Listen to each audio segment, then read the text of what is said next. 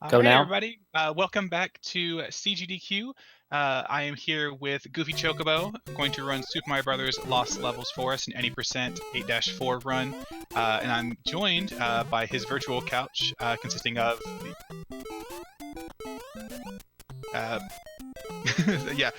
Goofy, we haven't quite started yet. Just wanted to get everybody all up and running here. We're joined by the ElderSpork, Supersonic, and Esmo. If you guys want to take it away, and after that, one of y'all could give me a countdown. All right, hey everybody, I'm the ElderSpork. I'm Esmo88. And I'm Supersonic 71087. And Goofy Chocobo is going to be running 2J here. This is the true sequel to SMB1. What you just saw earlier from Cool Kid was a reskin of Doki Doki Panic for America only. He is running on the Famicom Disk System. This is a very fun, very difficult 8-floor run, and we're going to go ahead and get this started. Supersonic, if you want to hit us with a countdown. Sure thing. We'll go in 3. So whenever you're ready, Goofy, let me know. All right, let's do it.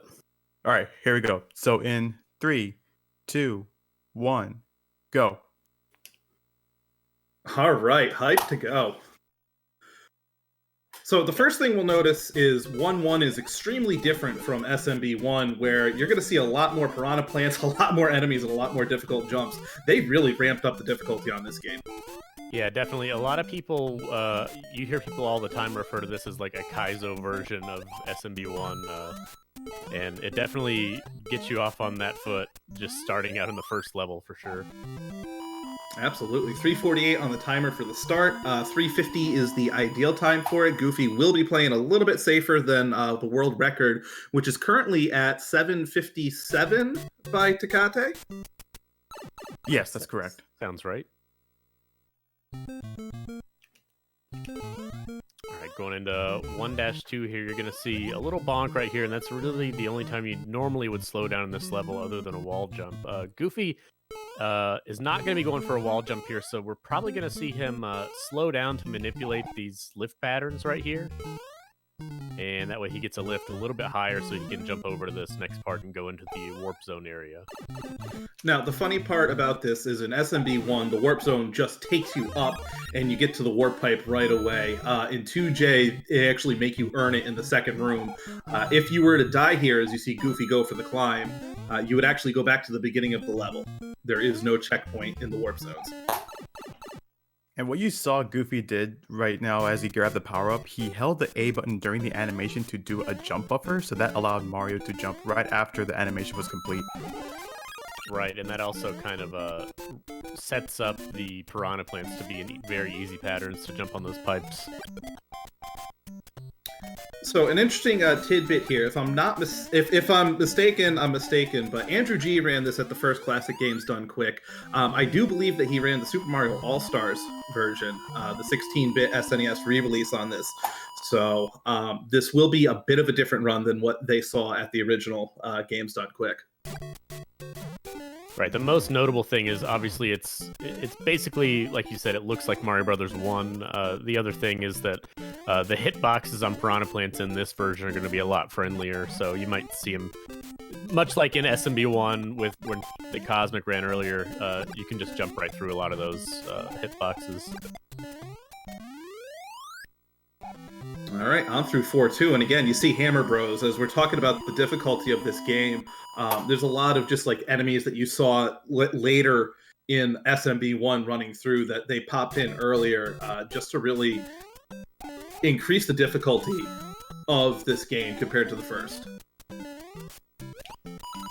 4-3 can be a fairly difficult level because there are these bullet bills that appear. He's going to take it slightly safe just to read the bill patterns and adjust accordingly. Whoa, that was a very low bill there. Wow.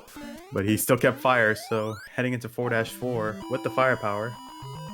Yeah, a lot of times you won't actually see this any percent 8-4 run get done with fire.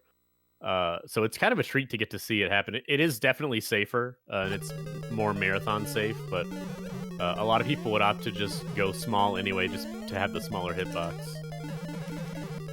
All right, so in 4-4, as you see, that climb right there into that fire kill is tough. He did go for a clip there, I think, as he went for the jump. Did not get it. He has said he's going to slow down for Bowser here, so Be watching for We'll that. see low Potaboo pattern. Bowser, as you see the fireball in the wall, it's just, if you're not sure where you're going to get on that Bowser pattern, that is just a difficult gamble to take on a good pace in this run. And with that, we're about, as far as level count goes, halfway through the run. Welcome to the loading time for the FDS version. Between 4.4 and 5.1 is actually when the disc flips over. So if you're playing on an actual FDS, even the emulator does simulate the load times that it takes to get back and forth. Yeah, it looks like Goofy's actually playing on the power pack, so it's roughly like a 1.5 to 2 second load time. The EverDrive is around 4 to 5 seconds. Emulator is close to 6, and then on the FDS, it actually varies between like how good the condition is of the console itself, so it could be anywhere within the 7-second range. All right, Goofy with a good setup here, going for super jump. He gets it. That is a very fun trick. Beautiful super jump.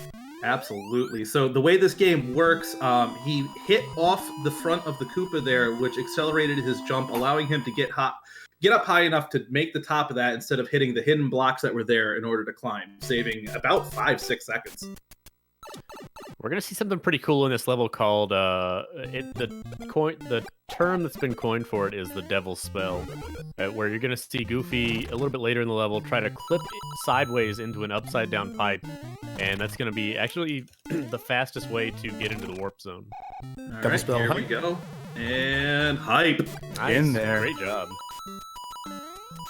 Beautiful job. And that is a wrong warp. There's actually a block after that on a platform that you would have to jump, hit the block, not fall into the ditch, go up the platform, and climb up in order to get to that warp zone. All right, 8-1. If you thought 8-1 and SMB1 was stressful, this just ramps it up by like times 10. And this is also the one time you see the one of the new physics of SMB2 that they added, the wind physics. There was a spot there where you saw the leaves where there is wind that's actually pushing you forward as you're running, which lengthens the jump, but also, it hits suddenly almost seemingly random points and levels that kind of throw off where you're jumping from and your distance. You did also see wind a little bit in 5-1, but Goofy's going so fast that we didn't really have time to talk about it. So That's true.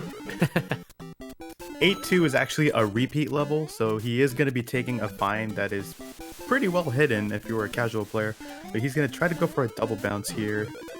Well, he just gets a single bounce, which is alright, but he still uncovered the vine to go up into the sky at the end of the stage. yeah, otherwise, if you continue on, there's a pipe at the very end of the level, and you go into it and basically have to play the level over again. And if you didn't know the vine was there, you'll just endlessly loop that level until time runs out, pretty much.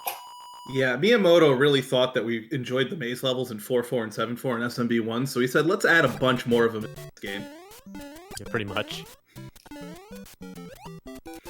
All right, 8-3 here in the clouds. There's actually going to be hidden blocks behind those castle walls that you see. Coming up towards the end, you'll see him run across, seemingly touching nothing to get to it. But these are just some hammer bros, some just really tough spring jumps. There it is, the invisible blocks. You have to wait for that platform to get up, get over, and get the flag.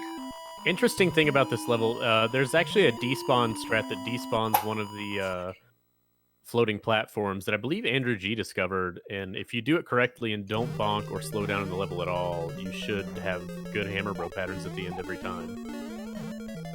But anyway, going into 8-4 here, the longest level in the run.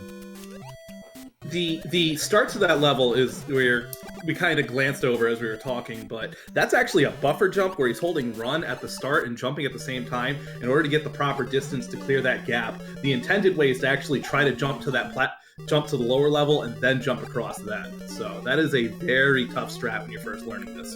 It is only a few frame window to actually hit that jump. He also got past the G room. Shoutouts to Andrew G, by the way. Shout out to G. Shout out to G. We've got a tricky little Koopa jump coming up here, and he nails it. With fire, it makes it a lot easier, but it's still quite difficult. Everybody say hi to Bruce. He's going to clip underneath the floor to avoid him nice and easily. That's a floor clip you can only do as Big Mario, so... Time. Oh, wow. Clipping through the wall, coming up to Bowser. Beautiful job. Beautiful job, and not taking a hit the entire time. That's Goofy, that's an excellent run. That was a Amazing. really good fire run. So, yeah, guys, that was awesome. 8:24 for a marathon time in this. is just fantastic, especially with fire strats. So Yeah, and it was closer to 822. I hit time a little bit late, so. awesome. Awesome. Anything you want to say, Goofy? Hey, I appreciate you guys helping out with the commentary.